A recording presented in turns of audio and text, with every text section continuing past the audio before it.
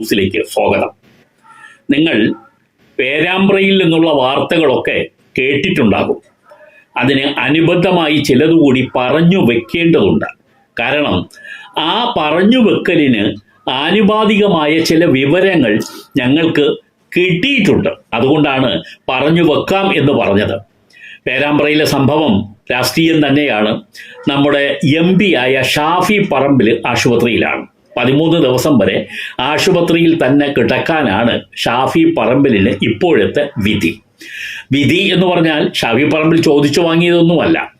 അങ്ങനെ ബോധപൂർവം ആസൂത്രണം ചെയ്ത് തന്നെ കൊടുത്തു തീർത്തതാണ്. ഇത് പലരും നേരത്തെ തന്നെ സൂചിപ്പിച്ചിരുന്നു. സൂക്ഷിക്കണം, ശ്രദ്ധിക്കണം, ഈ വഴിയെ വന്നുകൊണ്ടിരിക്കുകയാണ് എന്നെല്ലാം സൂചനകൾ ഷാഫിക്കും നേരത്തെ തന്നെ കിടപ്പിലായിപ്പോയ നമ്മുടെ രാഹുൽ മാങ്കൂട്ടത്തിലും ഒക്കെ പലരും മുന്നറിയിപ്പ് കൊടുത്തതാണ്. രാഹുൽ മാങ്കൂട്ടത്തിൽ കിടപ്പിലായി എന്ന് പറഞ്ഞാൽ ഇതുപോലെ ആശുപത്രിയിലായി എന്നുള്ളതല്ല, മറിച്ച് രാഷ്ട്രീയപരമായി ഇപ്പോൾ ഒരു ശയ്യ അവലംബിയായി എന്ന് നമുക്ക് വേണമെങ്കിൽ പറയാം. അതുകൊണ്ടാണ് ആ വാക്കുകൂടി ചേർത്തത്. ഈ രാഹുൽ മാങ്കൂട്ടവും ഷാഫി പറമ്പിലൊക്കെ ഇവരുടെ ഹിറ്റ് ലിസ്റ്റ് എന്ന് പറഞ്ഞാൽ നിങ്ങൾക്കറിയാം, ടാർഗറ്റ് ഗ്രൂപ്പിൽപ്പെട്ട ആളുകളാണ്. അതിൽ ഏറ്റവും മുൻനിരയിൽ നിന്ന് രാഹുലിനെ തളർത്തി കിടത്തിയിട്ടുണ്ട്. രാഹുൽ തളർന്നില്ല, ഇരട്ടി വീര്യത്തോടുകൂടി രാഹുൽ തിരിച്ചു വരും, അത് മറ്റൊരു കാര്യം.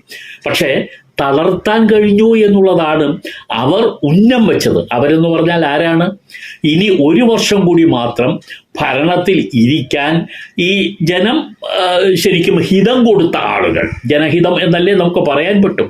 ഒരു ജനാധിപത്യ രാജ്യത്ത് ഒരു തെരഞ്ഞെടുപ്പ് നടന്നാൽ 5 വർഷത്തേക്ക് അധികാരത്തിൽ ആളുകൾ അവർക്കൊരു മാൻഡേറ്റ് കൊടുക്കും. അങ്ങനെയുള്ള ആളുകളെ സംബന്ധിച്ചിടത്തോളം 5 കൊല്ലം എന്ന് പറയുന്നത് ശരിക്കു പറഞ്ഞാൽ ശർക്കര കുടത്തിൽ കൈയിട്ടതുപോലെയാണ്. കൈ വേണ്ട, വിരലിട്ടാലും മതി. അതിൻ്റെ രുചിയും മധുരവും ഒക്കെ വളരെ കൂടുതലാണ്. പുറത്തു വരുന്ന വാർത്തകളൊക്കെ തന്നെ ഒന്നൊന്നായി ചെയ്യേണ്ടതൊന്നുമില്ല. ഈ നാട്ടിലെ ജനങ്ങൾക്കെല്ലാം ബോധ്യപ്പെട്ടു എന്താണ് ഈ ഭരണത്തിൻ്റെ നേട്ടമെന്നും ഗുണമെന്നും ആർക്കൊക്കെയാണ് അതിൻ്റെ ഗുണം കിട്ടിയിട്ടുള്ളത് എന്നുമൊക്കെ ജനം നല്ലതുപോലെ മനസ്സിലാക്കിയിട്ടുണ്ട്. അതുകൊണ്ട് തന്നെ അതിനകത്ത് പ്രത്യേകിച്ച് രാഷ്ട്രീയം പറയേണ്ട കാര്യമൊന്നുമില്ല. കമ്മ്യൂണിസ്റ്റ് പാർട്ടിയുടെ സഹയാത്രികരും അതുമായി ബന്ധപ്പെട്ട് കൊടി പിടിച്ചവരും പോസ്റ്റർ ഒട്ടിച്ചവരും വിറക് വെട്ടിയവരും വെള്ളം കോരിയവരും ഒക്കെ തന്നെ മനസ്സിലാക്കിയിട്ടുണ്ട്. അതിപ്പോൾ തെരഞ്ഞെടുപ്പിൻ്റെ റിസൾട്ട് വരുമ്പോൾ നമുക്ക് കണ്ടറിയാനേ ഉള്ളൂ. പക്ഷേ ഇന്ന് എപ്പിസോഡിൽ പറയുന്നത് ഷാഫി പറമ്പിലായിരുന്നല്ലോ 2ാമത്തെ ഇര. ഷാഫി പറമ്പിലിനെ അടിച്ചത് ആരാണ്? പോലീസുകാരനാണ് അടിച്ചത്? CPM-കാരനാണോ? അല്ല. CPM-ന്റെ യൂണിഫോം ഇട്ട ആളോ, CPM-ന്റെ കൊടി പിടിച്ച ആളോ, ഇല്ലെങ്കിൽ കൊടിയുമായി വന്ന് കൊടി കമ്പ് കൊണ്ടടിച്ചതോ അല്ല. പിന്നെ ആരാ അടിച്ചത്? യൂണിഫോം ഇട്ട സർക്കാരിൻ്റെ ഉദ്യോഗസ്ഥനാണ്. സർക്കാർ ഉദ്യോഗസ്ഥൻ എന്ന് പറഞ്ഞാൽ അദ്ദേഹത്തിന് വേറൊരു പിന്തുണ കൂടി ഉണ്ട്. ആ പിന്തുണ എന്ന് പറഞ്ഞാൽ അത് പത്രവാർത്തകളിൽ വന്നതാണ്, അത് പറയാൻ ഉദ്ദേശിക്കുന്നില്ല. ഒരു പിന്തുണ കൂടി അദ്ദേഹത്തിന് ഉണ്ട്. കാരണം അദ്ദേഹത്തിൻ്റെ റിലേഷൻഷിപ്പൊക്കെ ഒന്ന് അന്വേഷിച്ച് നോക്കിയാൽ മതി. ഈ പോലീസുകാരൻ പിന്നിലൂടി വന്ന് യാതൊരു പ്രകോപനവുമില്ലാതെ ഈ ഷാഫി പറമ്പലിൻ്റെ തലക്കിട്ടടിച്ചത്. അടിക്കാൻ വേണ്ടി തന്നെ ബോധപൂർവം വന്നതാണ്. അടിക്കാൻ അപ്പോൾ ഒരു സാഹചര്യവും ഉണ്ടായിരുന്നില്ല താനും. അടിക്കുക അഥവാ ആ അടിയിൽ വീണ് ചത്താൽ ചത്തു, അത് തന്നെയാണ് ഉദ്ദേശം. കാരണം അങ്ങനെ കൊല്ലാനൊന്നും പേടിയുള്ളവരൊന്നുമല്ല ആ കൂട്ടത്തിൽ. അത് യൂണിഫോം ഇട്ട് കഴിഞ്ഞാലും അങ്ങനെയൊക്കെ തന്നെയാണ് മനസ്സും മനോഭാവവും. അപ്പോൾ ഷാഫി പറമ്പിലിനെ ഇങ്ങനെ 2ാമത് രാഹുൽ മാങ്കൂട്ടത്തിനെ വേറൊരു വിഷയത്തിലൂടി തളച്ചിട്ടു. പിന്നെ അടുത്ത് ഷാഫി പറമ്പിലാണ്. അപ്പോൾ ഇങ്ങനെയൊക്കെ ചെയ്തെങ്കിലും കിടത്തണം. തീർന്നില്ല. ഈ ഷാഫി പറമ്പിലിനോടൊക്കെ പറയാനുള്ള ഒരു കാര്യം തീർന്നിട്ടില്ല. കാരണം തീർന്നിട്ടില്ല എന്ന് പറയാൻ എനിക്ക് അവലംബിക്കേണ്ട ഒരു പ്രധാനപ്പെട്ട ഒരു ഫേസ്ബുക്ക് പോസ്റ്റിംഗ് ഉണ്ട്. അതൊരു കമ്മ്യൂണിസ്റ്റ് സഹയാത്രികൻ്റേതാണ് എന്ന് ഞാൻ മനസ്സിലാക്കുന്നു. എനിക്കൊരു പരിചയമില്ലാത്ത കക്ഷിയാണ് അദ്ദേഹം. സതീശൻ ഇടക്കുടി എന്ന് പറയുന്ന കക്ഷിയാണ് അദ്ദേഹം. ഞാൻ മനസ്സിലാക്കിയിടത്തോളം ആ പോസ്റ്റിൽ നിന്നും മനസ്സിലാക്കുന്ന ഒരു കാര്യം ഇദ്ദേഹം കണ്ണൂർ സ്വദേശിയാണ് എന്നുള്ളതാണ്. TP ചന്ദ്രശേഖരനുമായിട്ടൊക്കെ ബന്ധമുണ്ടെന്ന് ആ പോസ്റ്റിനകത്ത് അദ്ദേഹം പറയുന്നുണ്ട് താനും. അദ്ദേഹമല്ല മറ്റു പലരും മുന്നറിയിപ്പ് കൊടുക്കുന്നുണ്ട്. ഈ ഷാഫി പറമ്പിലിനും നേരത്തെ തന്നെ രാഹുൽ മാങ്കൂട്ടത്തിലിനും ഒക്കെ മുന്നറിയിപ്പ് കിട്ടിയിട്ടുണ്ട്. ഞാൻ ഈ സതീശൻ ഇടക്കുടിയുടെ ഈ ഫേസ്ബുക്കിലെ പോസ്റ്റിംഗ് ഒന്ന് വായിക്കാം. അദ്ദേഹം പറയുന്നത് എല്ലാം ഞാൻ വായിക്കുന്നില്ല, നിങ്ങൾ അറിഞ്ഞിരിക്കേണ്ടതായ ചില കാര്യങ്ങൾ വായിക്കാം. അതിങ്ങനെയാണ് തുടങ്ങുന്നത്: TP ചന്ദ്രശേഖരനെ കൊന്നതിന് ശേഷവും എൻ്റെ ഓർമ്മയിൽ വടകരയിലെ ഒരു മുൻകാല SFI സുഹൃത്തുക്കളും പാർട്ടി മാറിയിട്ടില്ല. വിമർശിക്കുമ്പോൾ മയത്തിൽ ഒന്ന് മാറി എന്നിരിക്കും. CPM പാർട്ടിയുമായി ബന്ധമുള്ള സ്ത്രീ സുഹൃത്തുക്കൾ പോലും മാറിയിട്ടില്ല. RMP TP കൊല്ലപ്പെടുന്നതിന് മുമ്പ് അദ്ദേഹം ഉണ്ടാക്കിയ പാർട്ടിയാണ്, അതുകൊണ്ട് ഉണ്ടെന്ന് മാത്രം. മടപ്പള്ളി കോളേജിൽ വെച്ച് എനിക്ക് TPയെ അറിയാം, TP ചന്ദ്രശേഖരൻ. ഗുരുവായൂരപ്പൻ കോളേജിൽ KSU യൂണിറ്റ് പ്രസിഡന്റ് ആയപ്പോഴും അറിയാം.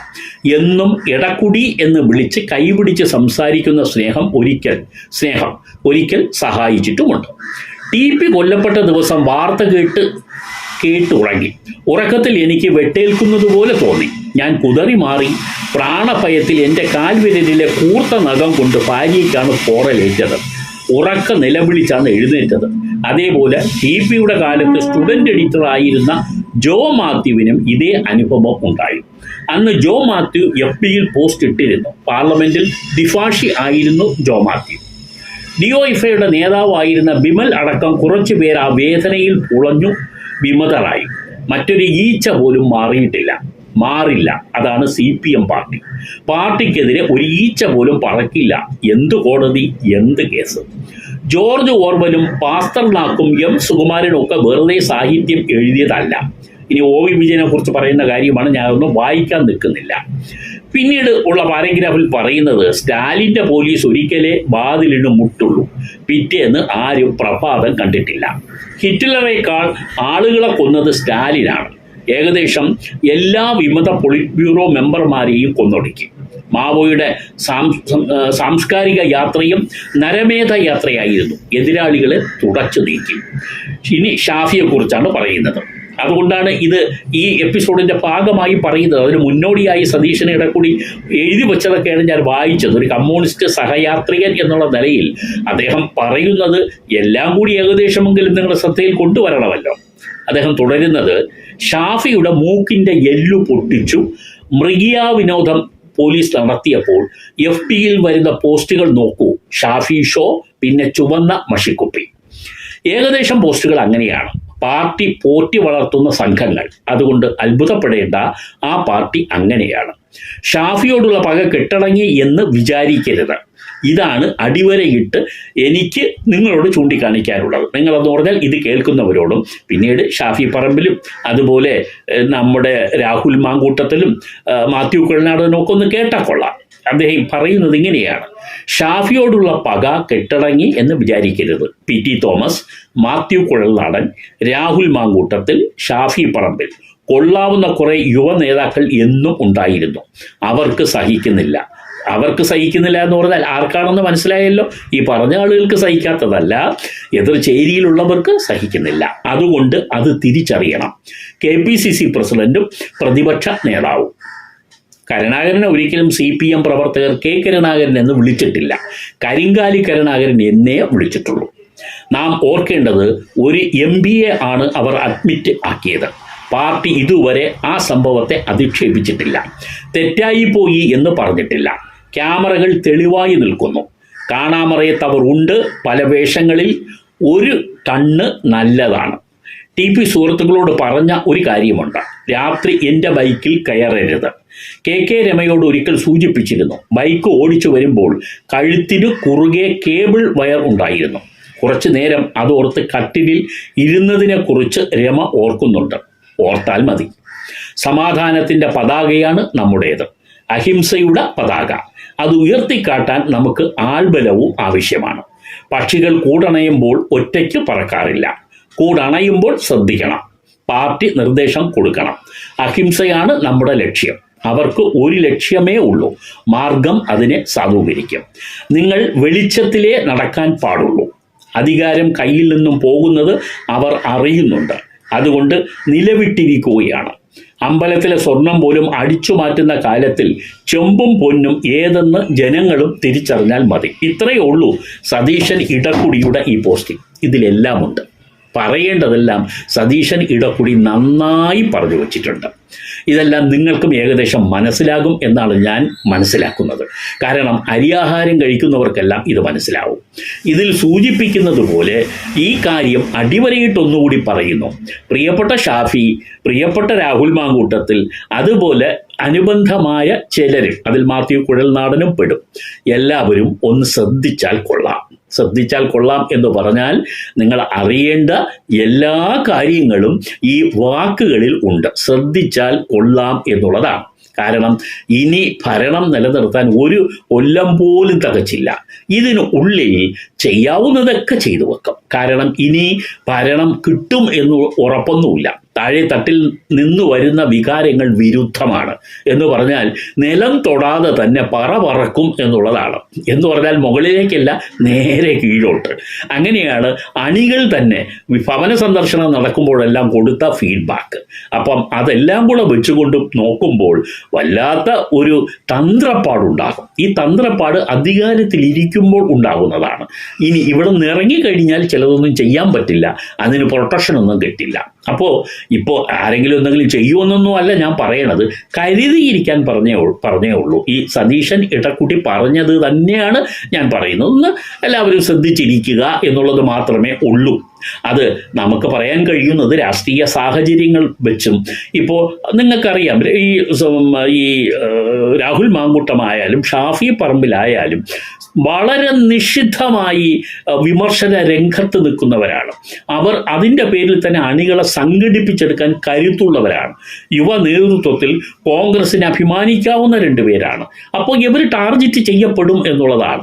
അതിന് ഉള്ള സൂചനകളൊക്കെ നമുക്ക് ഇപ്പോൾ തന്നെ കണ്ടും കേട്ടും നമുക്ക് മനസ്സിലാക്കാൻ കഴിയുന്നു എന്നുള്ളതാണ്. ഇനി എന്ത് ചെയ്യണം എന്ന് പറഞ്ഞു കഴിഞ്ഞാൽ എല്ലാവരും കരുതലോടുകൂടി ഇരിക്കുക എന്നുള്ളതാണ്. നാളെ എന്തെങ്കിലും സംഭവിക്കും എന്നുള്ളതല്ല പറയുന്നത്, ഇവരെ അങ്ങ് ഉന്മൂലനം ചെയ്യുമെന്നോ അല്ല ഞാൻ പറയുന്നത്. പക്ഷേ എല്ലാ അർത്ഥത്തിലും രാഷ്ട്രീയത്തിൽ കരുതിയിരിക്കുക എന്ന് പറഞ്ഞാൽ അതിൻ്റെ അർത്ഥം കരുതിയിരിക്കുക എന്ന് തന്നെയാണ്. നമുക്ക് നോക്കാം എങ്ങോട്ടാണ് ഈ രാഷ്ട്രീയ കാലാവസ്ഥയുടെ പോക്ക് എന്ന് നമുക്ക് ഏകദേശം ഒരു ഊഹം കിട്ടിയിട്ടുണ്ട്.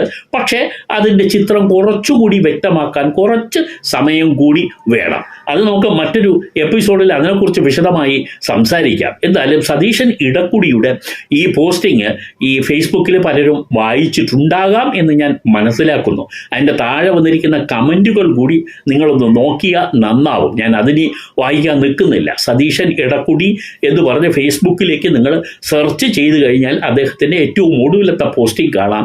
അതിൽ ജനം എങ്ങനെ ചിന്തിക്കുന്നു എന്നറിയണമെങ്കിൽ അതിൻ്റെ താഴെയുള്ള കമൻറ്റ് ബോക്സ് നോക്കിയാൽ മതി. ഇപ്പോൾ ജനവികാരം അറിയാൻ ഏറ്റവും നല്ലത് ഇത് തന്നെയാണ്. ഒരു പോസിറ്റീവായ ഒരു പോസ്റ്റിംഗ് ആയാലും നെഗറ്റീവായ പോസ്റ്റിംഗ് ആയാലും ജനം അതിനോട് പ്രതികരിക്കുന്നത് നിങ്ങൾക്ക് മനസ്സിലാക്കാം. സൈബർ പോരാളികളല്ല, പൊതുജനം എങ്ങനെ ചിന്തിക്കുന്നു എന്ന് നമുക്ക് അറിയണം എങ്കിൽ ഇത്തരം കാര്യങ്ങളിൽ നമ്മൾ കണ്ണും കാതും തുറന്നു വെച്ചാൽ മാത്രം മതിയാകും. അടുത്ത എപ്പിസോഡിൽ ബാക്കി കൂടി പറയാം.